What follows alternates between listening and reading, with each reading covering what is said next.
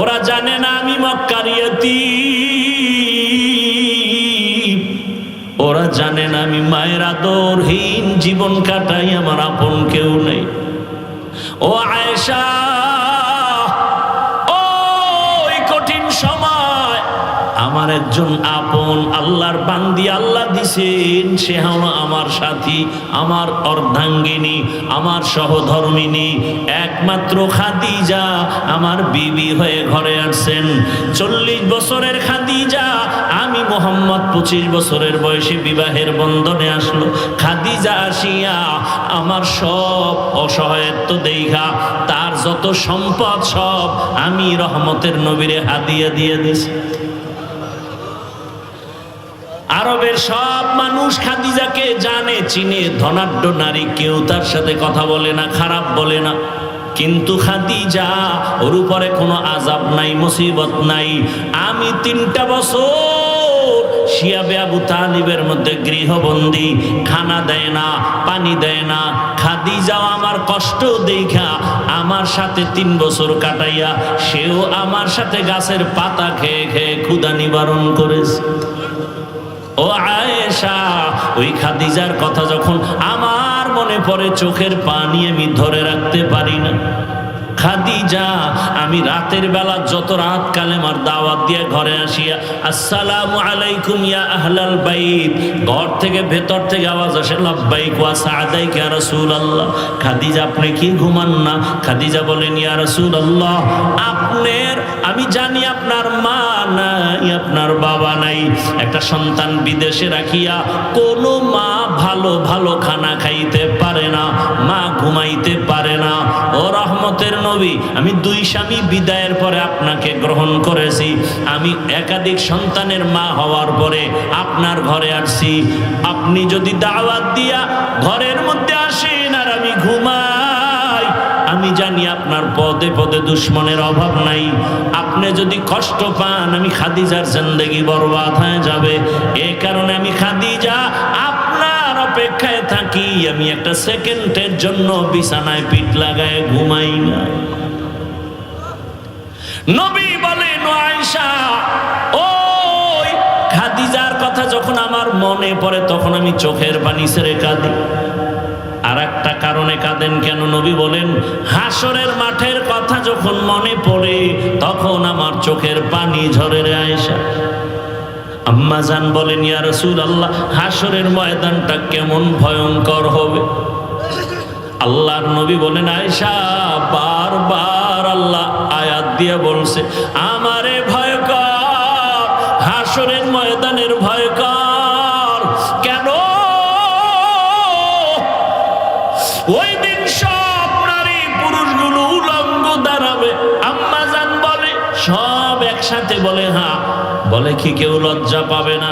রহমতের নবী কান্না করেন আর বলেন, আয়েশা, এমন অবস্থা হবে নারী উলঙ্গ পুরুষ উলঙ্গ, কেউ কারো দিকে তাকাবার হুঁশ পর্যন্ত হবে না। এমন এক হালাত হবে হাসরের বড় কঠিন।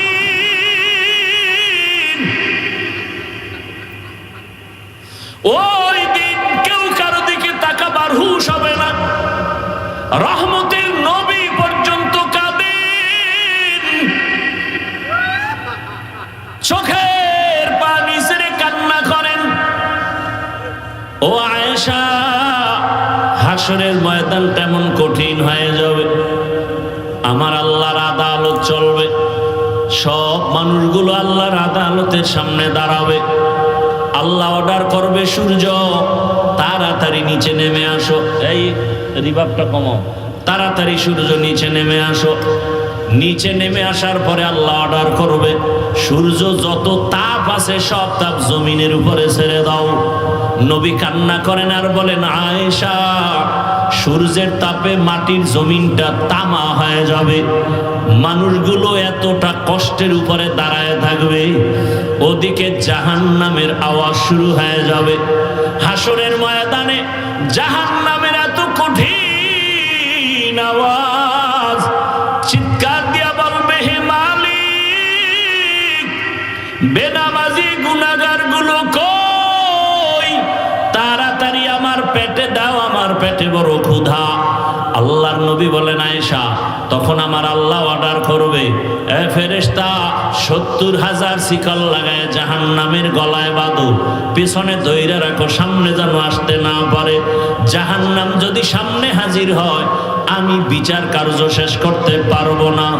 জাহান্নাম 70,000 শিকল লাগাইয়া ফেরেশতারা পেছনে টানতে থাকবে, ধরে রাখতে পারবে না। এদিকে নবী বলেন, আমার আল্লাহ রাগান্বিত হয়ে যাবেন। আল্লাহ নিজে রাগ হয়ে একটা কঠিন আওয়াজ দিবেন, কুদরতি আওয়াজ, লিমানিল মুলকুল ইয়াউম লিল্লাহিল ওয়াহিদিল কাহ্হার। আমার আল্লাহ এমন আওয়াজ দিবেন, হাসরের ময়দানটা থরথর করে কেঁপে উঠবে। নবীরা গুনাহ নাই, তারাও কান্না শুরু করবেন। মুসা নবী কান্না করবেন, আমার উপায় কি হবে? ঈসা নবী কান্না করবেন, তার উপায় কি হবে? আদম নবী কাঁদবেন, নূহ নবী কাঁদবেন, ইব্রাহিম নবী কান্না করবেন। আম্মা জান আয়েশা বলেন, ইয়া রাসূলুল্লাহ, এমন কঠিন হালাতের সময় আপনি কি করবেন? আল্লাহর নবী বলেন, আয়েশা, যখন নবীরাও কান্না শুরু করবে, হাসরের করুণ অবস্থা শুরু হয়ে যাবে মাঠে, কেউ কারো একটু ছায়াও দিবে না। সূর্যের গরমে নাফরমান গুনাহগারের মাথার মগজগুলো ভাতের মারের মতো ফুটতে থাকবে। নবীরা পর্যন্ত কাঁদবেন, জাহান্নামের চিৎকারে হাসরের মাঠ কাঁপতে থাকবে। এমত অবস্থায় নবী বলেন, আমিও সহ্য করতে না পারিয়া আমি আমার মাওলার সামনে মাকামে মাহমুদে সিজদায় পড়ে কাঁদব। আমিও কান্না করে বলবো, আল্লাহ, জাহান্নামের ফিরাও, জাহান্নাম যেন সামনে আগাইতে না পারে। মুসা নবী কাঁদবেন নিজের জন্য, ঈসা নবী কাঁদবেন নিজের চিন্তায়, ইব্রাহিম কাঁদবেন নিজের চিন্তায়, আর আমি মুহাম্মদ যত কাঁদবো, একবারও আমারে নিয়ে আমি চিন্তা করব না। আমি সিজদায় পড়ে কাঁদবার বলবো, আমার উম্মত, আমার উম্মত, আমার উম্মত, আমার একটা উম্মত যেন জাহান্নামে না যায়। আমার উম্মত জাহান্নামে গেলে আমি জান্নাতে যাব না। আমার মাওলা নবীর কান্না দেখে বলবে, নবী উঠেন, আপনি কাঁদিয়েন না, আমি আপনাকে সান্ত্বনা দিয়া দিব, আপনার কোনো ভয় নাই। এই আমি মাথা উঠাবো, আল্লাহ পাক ফেরেশতাকে একটু পানি দিয়া বলবে, জাহান্নামের গায়ে ছিটায়া দাও। জাহান্নামের গায়ে আমার মাওলার দেওয়া কুদরতের পানি ছিটাইয়া দেওয়া মাত্র জাহান্নাম পেছনে দৌড়াবে।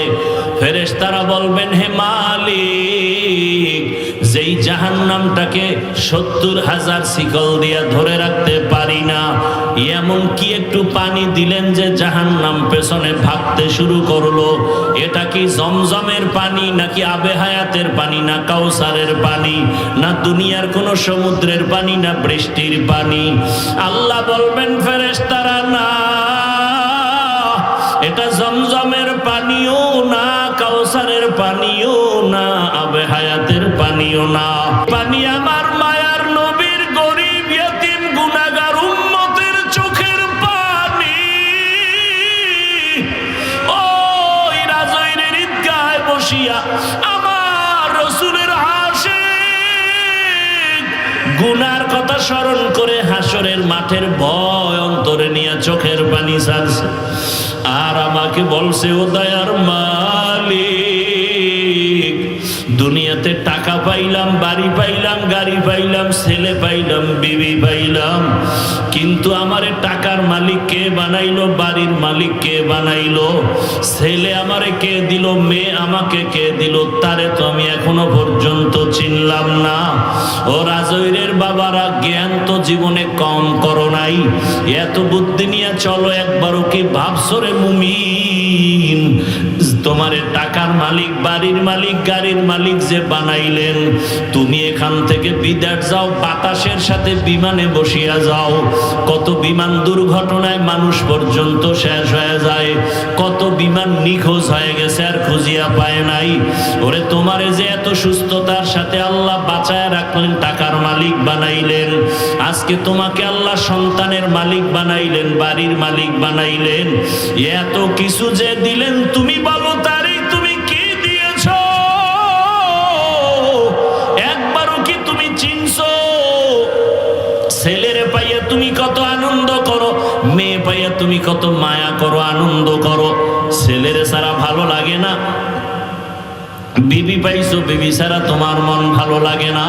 টাকা পাইছো, বাড়ি গাড়ি পায় কত আনন্দে জীবন কাটাও। এখন তোমার টাকা পয়সা, বাড়ি তোমার অন্তরে জায়গা নিয়েছো। একবারও চিন্তা করছো এগুলোর মালিক যিনি বানাইছেন তিনি আমার কত মায়ার মালিক, যিনি আমার এত সুন্দর করে বানাইলেন, এত সম্মান দিলেন। ওই আল্লাহর অন্তরে ভয় জমা করিয়া, আল্লাহর আদালতের ভয় অন্তরে নিয়া আল্লাহ বলে, বান্দা এখনো সময় আছে, গুনাহ ছাড়িয়া দাও। ও আমার যুবক বাবারা, ও বৃদ্ধ বাবাজি, ও পর্দার আড়ালের মা বোনেরা, কয়দিন আর দুনিয়ায় বাঁচবে? গত বছর এখানে বয়ান চলতেছিল, এ বছরও বয়ান চলতেছে। অনেকে খবর নিয়ে দেখেন গত বছরের অনেক আল্লাহর বান্দা দুনিয়ায় বাঁচিয়া নাই। আগামী বছর বয়ান চলবে, আবার আজকে যারা আছেন আগামী বছর থাকবেন কিনা কোনো গ্যারান্টি নাই। একদিন তো বিদায় নিয়ে যেতে হবে। আল্লাহ বলেন, গুনাহ থেকে নিজেকে বাঁচাও, আমি আল্লাহর আদালতে দাঁড়াইয়া কেমনে হিসাব দিবা?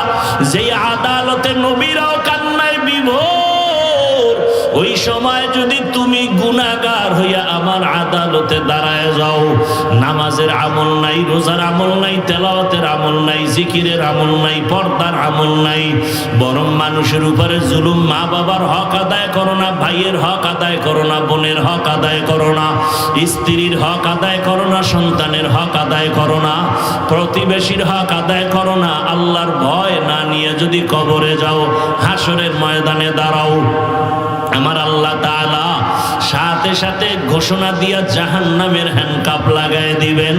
দুনিয়াতে সূর্যের গরম সহ্য করতে পারি না, বেতের বাড়ি সহ্য করতে পারি না, একটা মশার কামড় পর্যন্ত সহ্য করতে পারি না। ও গুনাহগার বেনামাজি বাবারা, ও যুবক, গুনাহগার হইয়া যদি মাওলার আদালতে দাঁড়াও, জাহান্নামের গরম কেমন করে সহ্য করবা? ও বাবা, এখনো সময় আছে, তওবা করে নাও। ও যুবক বাবারা, তোমার মতো কত যুবক জেনারেল লাইনে থাকিয়া স্কুলে কলেজে পড়িয়াও নামাজ ছাড়ে না। তুমি কেন পারো না রে বাবা? মনে হয় তোমার কপাল আবু জাহালের মতো পুড়িয়া গেল নাকি?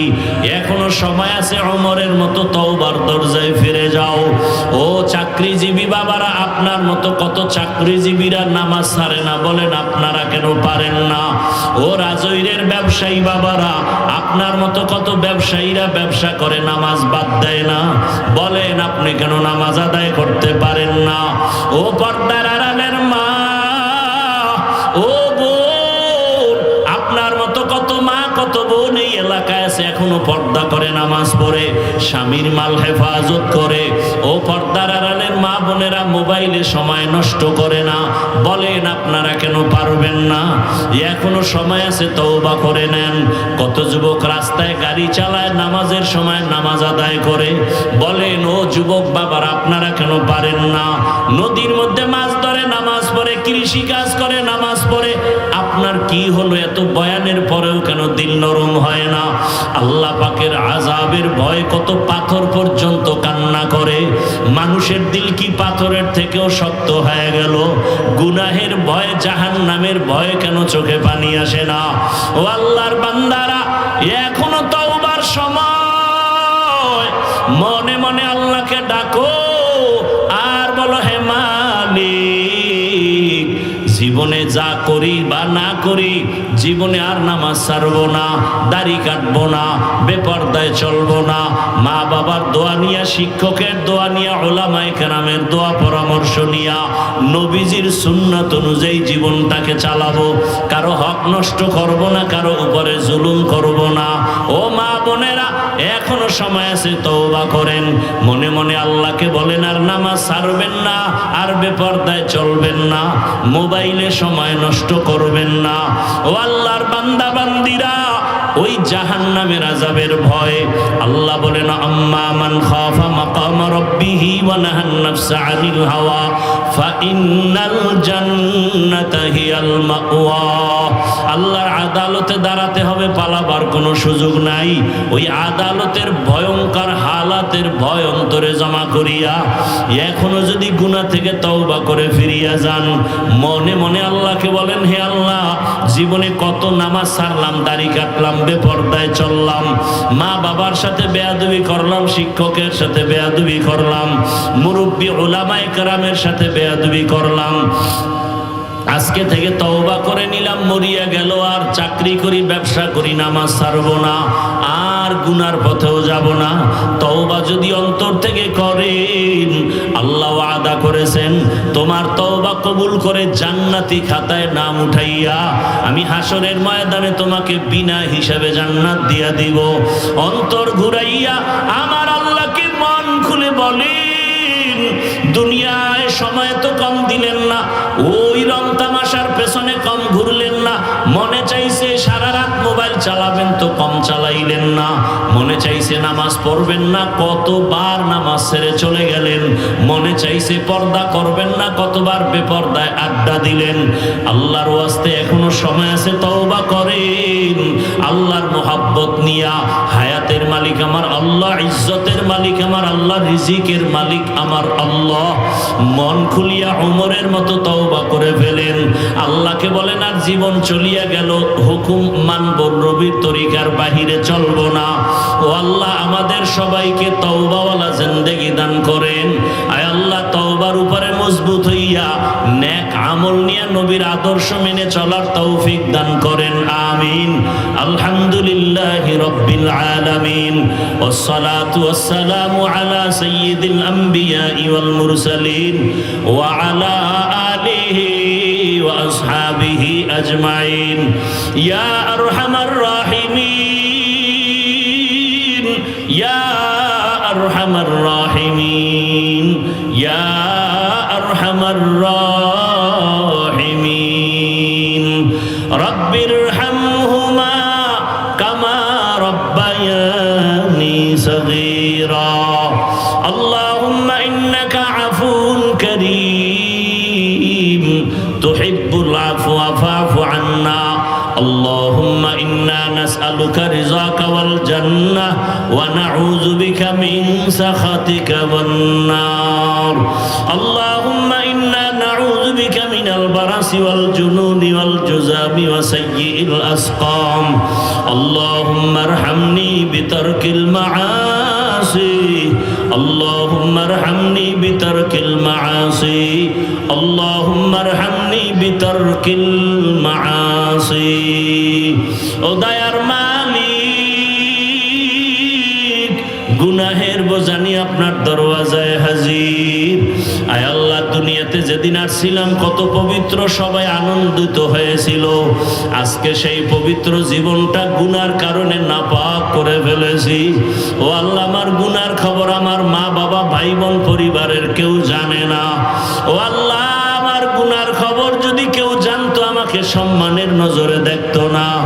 আয় আল্লাহ, আপনি কত দয়ার মালিক, আপনি জানার পরেও রাগ করিয়া সম্মানের জায়গা থেকে ফেলে দেন নাই।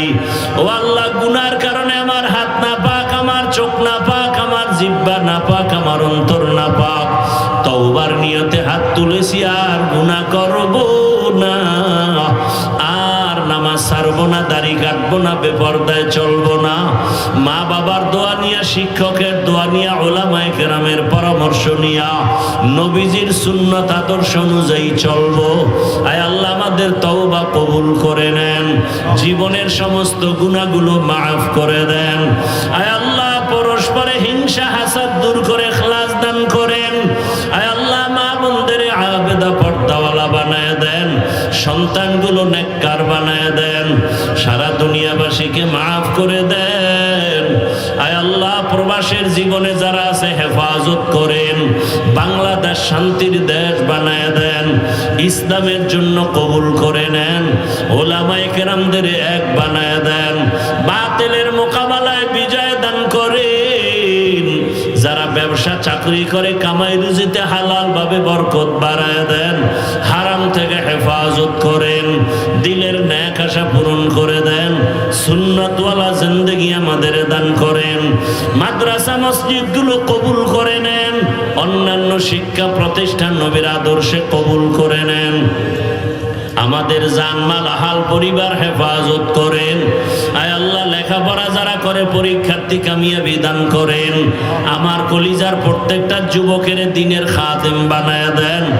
মোবাইলের গুনাহ থেকে আমাদের হেফাজত করেন। আপনার খাস ওলিদের বন্ধু বানায় দেন। আয় আল্লাহ দ্বীনের এই মজলিসকে আপনি কিয়ামত পর্যন্ত হকের উপরে কায়েম রাখেন। আয় আল্লাহ বাতিলের মোকাবেলায় বিজয় দান করেন, ঈমান ও আমলের শক্তি বাড়ায় দেন, চলার পথে ইজ্জতের সাথে হেফাজত করেন। আয় আল্লাহ দিলের ন্যাক আশা পূরণ করে দেন। আয় আল্লাহ হালাল ভাবে রিজিকে বরকত বাড়ায় দেন, অভাবীদের অভাব দূর করে দেন। মাদ্রাসার খেদমত করি কবুল করে নেন। বিশাল বড় জায়গার বোঝা মাথায় নিয়েছে, ঋণ আদায়ের ব্যবস্থা করে দেন আল্লাহ। আপনার খাস বান্দা বান্দীদের অন্তরে মোহাব্বত বাড়াইয়া কোরআনের বাগানে পৌঁছাইয়া দেন। কুদরতের দ্বারা আসানের সাথে ঋণ আদায়ের ব্যবস্থা করে দেন।